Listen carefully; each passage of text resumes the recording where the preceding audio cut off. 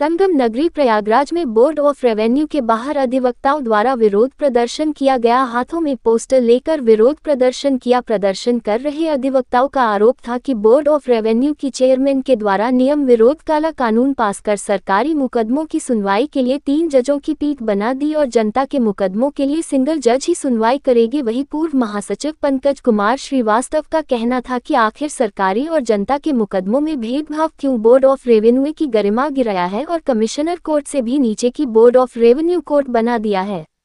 अगर काला कानून वापस नहीं होता तो हम उच्च न्यायालय जाएंगे और प्रदर्शन जारी रहेगा। राजस्व परिषद चेयरमैन ने 3 सदस्यीय खंडपीठ का गठन किया है, जिसमें सेक्शन 77 संबंधित जमीन के वादों की सुनवाई, चाहे पुराने वाद हो चाहे नए वाद हो, वो एकल पीठ के जगह 3 सदस्यीय खंडपीठ सुनेगी।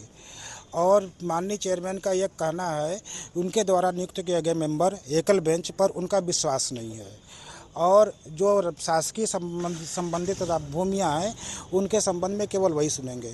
हमारा क्वेश्चन उनसे इतना केवल है कि जब सरकार द्वारा नियुक्त मेंबर सरकार के द्वारा ही विश्वसनीय नहीं है तो क्या आम जनता उससे विश्वास करेगी? पहली बात ये।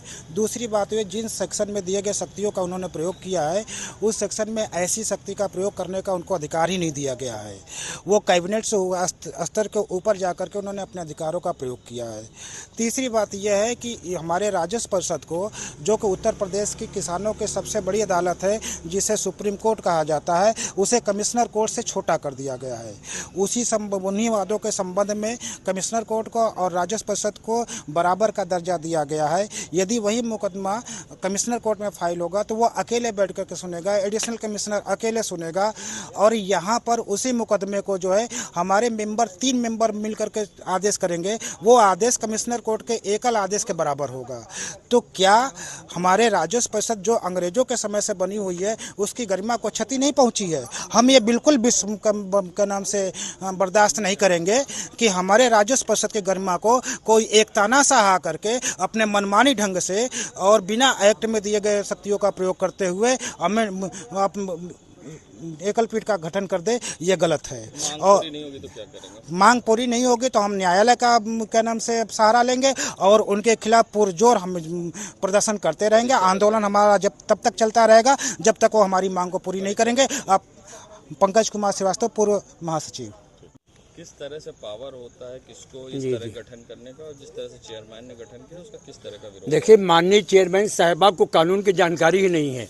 पहले यहाँ पर रेवेन्यू कोर्ट जो चलता था, उत्तर प्रदेश वो जमींदारी विनाश चलता था, जेड-एल-आर एक्ट चलता था, एल-आर एक्ट वहाँ होता था, जेड एक्ट यहाँ होता था। उसके बाद जो चेंजेज आए तो रेवेन्यू कोर्ट मैनुअल बनाया गया। आपने तो लाभ पढ़ा नहीं है, आप जो चाहे सो कर दीजिए। आप इस तरीके की चीजें आपने जो करी, आपको ज्ञान है। शासनादेश इन्होंने जीओ भेजा है, इसका विरोध ये कि इसके पावर से पूरा बोर्ड ऑफ रेवेन्यू जो उच्च न्यायालय के बराबर है, रिव्यू की पावर खत्म हो रही, पहली बात तो।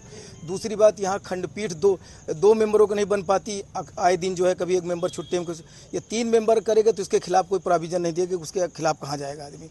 तीसरी बात, जो जेड-एल-आर को मर्ज किया गया 2016 में लागू किया, 12 में बना था, 6 में बना था, तो उसमें जो प्रोविजन था उस प्रोविजन को भी इसमें कोई नहीं दिया गया कि आगे कहाँ होगा।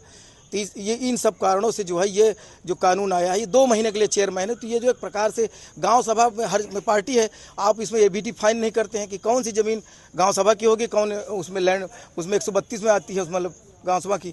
तो इन सब कारणों को इसमें कोई वो नहीं है। इनके विरोध में विरोध भी है नहीं। इसके बाद माननीय उच्च न्यायालय जाएंगे। पूर्व उपाध्यक्ष राजस्व परिषद इलाहाबाद।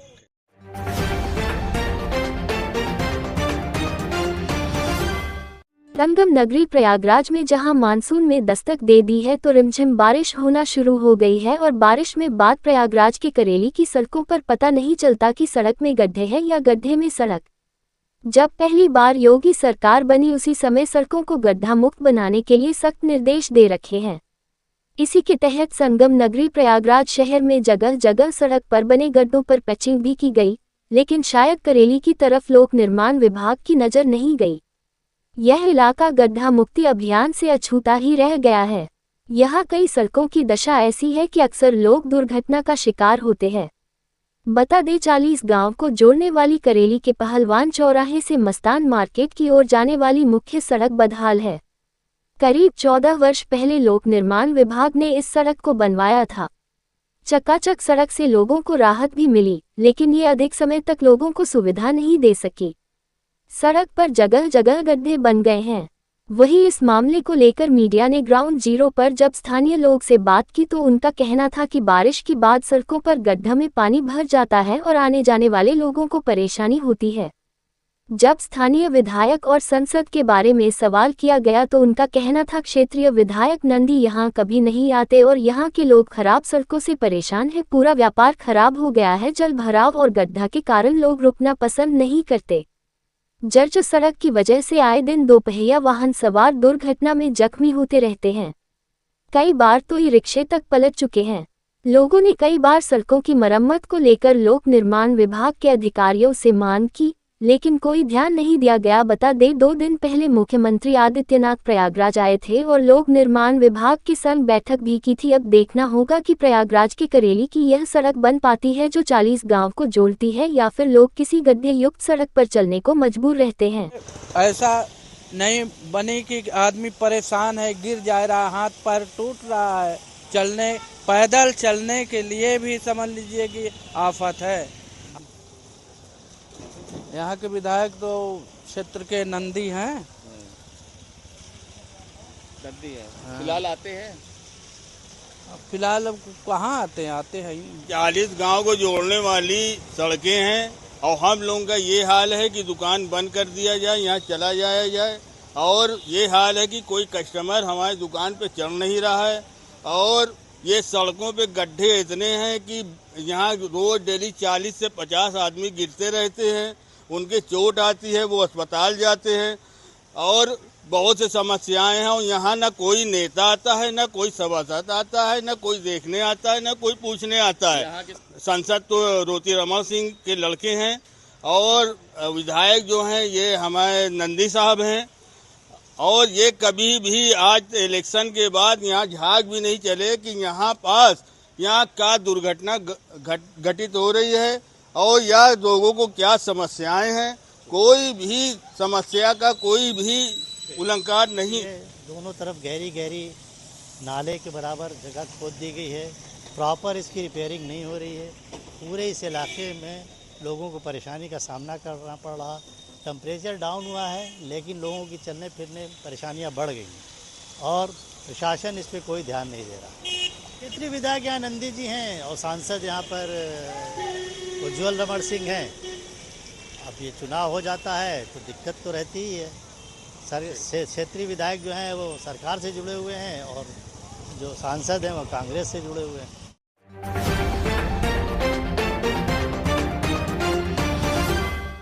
मुख्यमंत्री केशव प्रसाद मौर्य ने बुधवार को प्रयागराज में मुख्यमंत्री शिक्षक कैशलेस चिकित्सा योजना और डायरेक्ट बेनिफिट ट्रांसफर (डीबीटी) का शुभारंभ किया। योजना के तहत जिले के 29,015 शिक्षकों, शिक्षा मित्रों, अनुदेशकों, रसोइयों और उनके आश्रितों को कैशलेस इलाज की सुविधा मिलेगी। जिला पंचायत सभागार में आयोजित कार्यक्रम में वाराणसी में मुख्यमंत्री की अध्यक्षता में चल रहे राज्य स्तरीय समारोह का सीधा प्रसारण भी दिखाया गया। इस दौरान जिले के 2,68,526 छात्र छात्राओं के अभिभावकों के बैंक खातों में यूनिफॉर्म, जूते, मोजे, स्वेटर, बैग और किताबों के लिए 1,200 रुपये प्रति छात्र की दर से सहायता राशि सीधे हस्तांतरित की गई। वहीं इस मौके पर डिप्टी सीएम ने मीडिया से बात करते हुए समाजवादी पार्टी और विपक्ष पर भी जमकर हमला। आज आप लोग ऊपर चढ़ाए, मैं तो आई ना। आज उत्तर प्रदेश के लगभग 16 लाख हमारे शिक्षक, हमारे रसोइया, हमारे शिक्षा मित्र, हमारे अनुदेशक, हमारे माध्यमिक के शिक्षक, हमारे कस्तूरबा गांधी बालिका विद्यालय की शिक्षिकाएं, सबको मुख्यमंत्री कैशलेस चिकित्सा सुविधा 5 लाख रुपए तक, अगर वह और उनके परिवार का कोई सदस्य बीमार होता है तो यह देने के अभियान का श्री गणेश आदरणीय हमारे मुख्यमंत्री योगी आदित्यनाथ जी ने वाराणसी से किया है और प्रयागराज में मुझे इस कार्यक्रम का हिस्सा बनने का सौभाग्य मिला है। और मैं आज इस बात से बहुत खुश हूँ क्योंकि शिक्षकों के हाथ में भारत के भाग्य के निर्माण करने का महत्वपूर्ण दायित्व होता है। उनको बच्चों को पढ़ाना होता है और पहले अगर घर में कोई बीमार हो जाए तो जितना उनको वेतन के रूप में पैसा मिलता था उससे ज़्यादा कई बार इलाज पे खर्च हो जाता था, तो वो तनाव में रहते थे। तो मन भी स्वस्थ रहे, शरीर भी स्वस्थ रहे, और अगर कोई बीमार पड़ जाए तो उसकी चिंता न रहे। उनका पूरा ध्यान अपने बच्चों को अच्छी से अच्छी शिक्षा, अच्छे से अच्छे संस्कार, अच्छे से अच्छे विचार देने का काम वह कर सके, इसके लिए इस योजना की लॉन्चिंग हुई है और यह योजना बहुत सार्थक सिद्ध हुई है। और इसका हमारे शिक्षक समुदाय ने, अखिलेश यादव ने कहा है कि भाजपा की धर्म और धन दोनों राजनीति का अंत हो गया। जो भाजपा का साथी वो राम घाती, उन्होंने ये भी कहा है कि अब विदेश से भी निवेश नहीं आएगा और निवेशक भी अपने हाथ पीछे खींच रहे हैं क्योंकि दान पत्र नहीं बचा पाई बीजेपी। देखिए, जैसी जिसकी मंशा रहती वैसे उसके विचार रहते। रामद्रोहियों का परिवार है, राम भक्तों के खून से श्री अखिलेश यादव जी के परिवार के हाथ रंगे हुए हैं। श्री राम जन्मभूमि पर दर्शन करने के लिए अभी तक जाने की उनको फुर्सत नहीं मिली है। और जो श्री राम जन्मभूमि चढ़ावे की चोरी हुई उसकी SIT जांच हो रही है, FIR हुई है। जो चोरी की वो पकड़े जा चुके हैं। इसके बाद भी इस प्रकार के उलूल जुलूल बयान दे करके बहुत घटिया हरकत कर रहे हैं, और मैं उनसे यही कहूँगा कि इससे वो बाज आवें और इस प्रकार का बयान देंगे तो इतना करारा जवाब राम भक्त देंगे, राष्ट्रभक्त देंगे और उत्तर प्रदेश के लोग देंगे, तो समाजवादी पार्टी का सुपड़ा 2027 में पूरी तरह साफ हो जाएगा। अच्छा, चंद्रशेखर रावण ने जो है वो मुलाकात की स्वामी प्रसाद मौर्य जी से, तीसरा मोर्चा बनाना चाहते हैं। इससे कोई भारतीय भाजपा जितने मोर्चा बनाना हो बना ले, 2027 में भी तीसरी बार भी सरकार बनेगी, 32 में चौथी बार सरकार बनेगी, 37 में 5वीं बार सरकार बनेगी, 42 में 6वीं बार सरकार बनेगी और 47 में 7वीं बार सरकार बनेगी। जब विकसित भारत, विकसित उत्तर प्रदेश बन जाएगा तब कोई सत्ता के इर्द गिर्द आने के बारे में सोचे। अभी तो भाजपा वर्तमान है, भाजपा भविष्य। कर्नाटक कांग्रेस सरकार ने प्रधानमंत्री मोदी, अमित शाह और योगी आदित्यनाथ तीनों का इस्तीफा मांगा है, किस तरह से देखते हैं? ये कांग्रेस भगवान श्री राम को मानती नहीं थी, राम सेतु के अस्तित्व को नकारती थी। भारत रत्न सरदार पटेल जी जब भगवान सोमनाथ का मंदिर बना रहे थे तो उसी समय अयोध्या, मथुरा, काशी के भी मंदिर बन जाते, लेकिन मुस्लिम तुष्टीकरण की घटिया और घिनौनी राजनीति के कारण अयोध्या, मथुरा, काशी की समस्या को कांग्रेस ने बनाए रखा और वोट बैंक की राजनीति करती रही। ये तो भाजपा है, इसलिए राम मंदिर का निर्माण हो गया। भाजपा आई, माननीय प्रधानमंत्री मोदी जी आए, इसलिए 370 हट गई। भाजपा आई, इसलिए काशी विश्वनाथ मंदिर का जीर्णोद्धार भी हुआ, कॉरिडोर भी बना। और भाजपा है, इसलिए जो भी विरासत हमारी है, जहाँ पर भी आक्रमणकारियों ने हमारे स्थानों को तोड़ा है, भले वो न्यायालय के समक्ष कोई विवाद है, न्यायालय से भी हमें न्याय की उम्मीद है। विजय सत्य की होगी, राम भक्तों की होगी, कृष्ण भक्तों की होगी, शिव भक्तों की। अच्छा, राज्यपाल ने आज एक बात कही है बेटियों को लेकर कि बेटियां कम उम्र में प्यार के चक्कर में पड़ जाती हैं, प्रेग्नेंट हो जाती हैं, न घर की रहती हैं न ससुराल की रहती हैं, फिर उसके बाद सरकार को जिम्मेदारी उठानी पड़ती है। इसलिए प्यार करें, लेकिन वो सोच समझ कर करें, जब अपने पैरों पर खड़ी हो जाए तब करें। क्या किस रूप में लेते हैं? इस पर कोई महामहिम राज्यपाल जी के एक बयान पर हम लोगों को प्रतिक्रिया देने की आवश्यकता नहीं है। वो महामहिम राज्यपाल हैं, हम सबके संरक्षक और मार्गदर्शक हैं। मुख्यमंत्री के रूप में भी उन्होंने सेवा की है, एक प्रोफेसर के रूप में भी उन्होंने बच्चों को पढ़ाया है। तो उन्होंने जो शिक्षा दी है, जो बच्चे और बच्चियां उसको स्वीकार करेंगे, उनका जीवन खुशहाल रहेगा। कांग्रेस का कहना है सुप्रीम कोर्ट की निगरानी पर जांच होनी चाहिए। कांग्रेस का कहना है सुप्रीम कोर्ट की निगरानी पर जांच होनी चाहिए राम मंदिर को। कांग्रेस बकवास करती है। कांग्रेस राम भक्तों की समर्थक नहीं, राम भक्तों की दुश्मन पार्टी है और हर राम भक्त जानता है। वो सोच रहे हैं कि इससे उनको वोट मिल जाएगा, इससे उनका वोट बैंक खिसक रहा है और भाजपा का वोट बैंक बढ़ रहा है।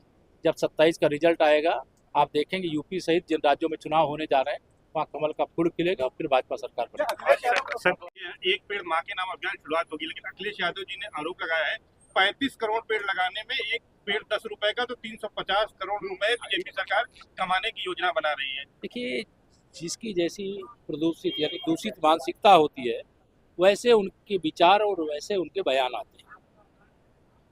पूरी दुनिया इस समय ग्लोबल वार्मिंग के संकट से जूझ रही है। भारत में भी पर्यावरण को बड़ी क्षति, जब सपा की सरकार थी तो खुलेआम अवैध खनन से लेकर के, जल दोहन से लेकर के, पेड़ों को काटने से लेकर के, हर क्षेत्र में इनके पास माफिया सक्रिय थे। और इस बार 35 करोड़ जब हमारे यहाँ पेड़ लग जाएंगे, पेड़ लगने के बाद 2 275 करोड़, जब से 9 साल में हम लोग 275 करोड़ पेड़ लगाने का रिकॉर्ड, 35 करोड़ का इस बार का लक्ष्य है, उससे ज़्यादा ही लगते हैं जितना लक्ष्य होता है, तो यह हम लगाने का काम करेंगे। एक बहुत बड़ी बात यह भी श्री अखिलेश यादव जी को नहीं मालूम है, तो वो पता कर लें। उत्तर प्रदेश एक ऐसा राज्य है जहाँ सबसे अधिक सड़कें बनी, सबसे अधिक यहाँ पर विकास के कार्य हुए। उसके बाद वन आच्छादन का जो क्षेत्र है वो घटा नहीं, वो बढ़ा है, और इसके लिए हम प्रदेशवासियों का स्वागत करते हैं। और इस पर सबसे बड़ा असर माननीय प्रधानमंत्री श्री नरेंद्र मोदी के आह्वान उससे कितना फायदा मिलता दिख रहा है? ये सवाल के परिवारों ने बहुत वेलकम किया है, स्वागत किया है। आयुष्मान भारत योजना के बाद यह मुख्यमंत्री कैशलेस चिकित्सा सुविधा जो हमारे कई ग्रुप को दिया गया है, लेकिन शिक्षक परिवारों को और रसोईया परिवारों को आज जो देने का काम किया गया है, इससे खुशी की लहर। आज